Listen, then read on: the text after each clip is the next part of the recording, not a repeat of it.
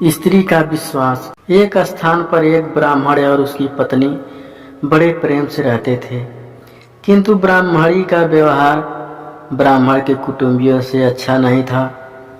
परिवार में कलह रहता था।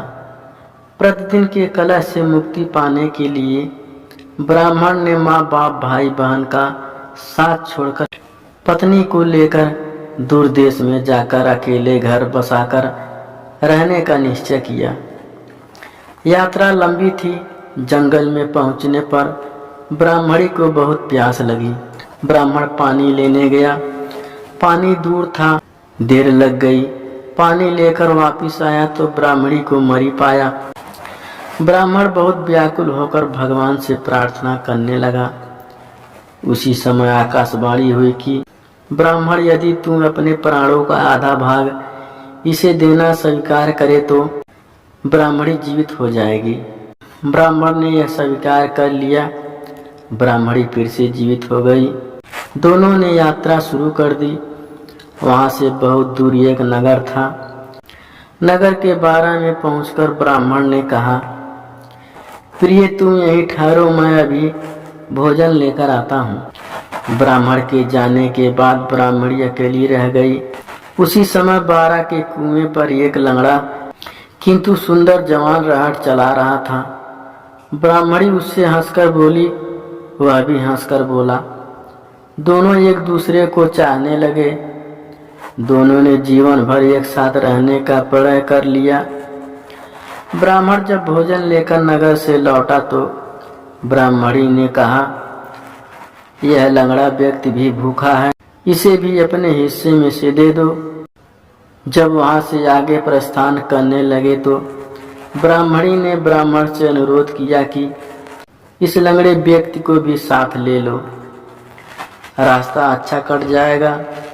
तुम जब कहीं जाते हो तो मैं अकेली रह जाती हूँ, बात करने को भी कोई होता नहीं है। इसके साथ रहने से कोई बात करने वाला तो रहेगा।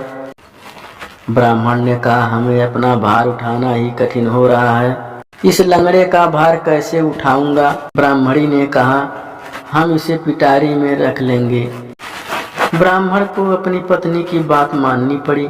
कुछ दूर जाकर ब्राह्मणी और लंगड़े ने मिलकर ब्राह्मण को धोखे से कुएं में धकेल दिया। उसे मरा समझकर वे दोनों आगे बढ़े। नगर की सीमा पर राजकर वसूल करने की चौकी थी। राजपुरुषों ने ब्राह्मणी की पटारी को जबरदस्ती उसके हाथ से छीनकर खोला तो उसमें वह लंगड़ा छिपा था। यह बात राज दरबार तक पहुंची। राजा के पूछने पर ब्राह्मणी ने कहा, यह मेरा पति है। अपने बंधुओं से परेशान होकर हमने देश छोड़ दिया है। राजा ने उसे अपने देश में बसने की आज्ञा दे दी। कुछ दिन बाद किसी साधु के हाथों कुएं से निकाले जाने के उपरांत ब्राह्मण भी उसी राज्य में पहुंच गया।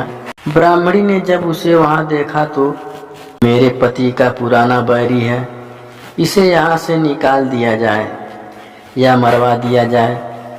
राजा ने उसके वध की आज्ञा दे दी। ब्राह्मण ने आज्ञा सुनकर कहा, देव, इस स्त्री ने मेरा कुछ लिया हुआ है, वह मुझे दिलवा दिया जाए।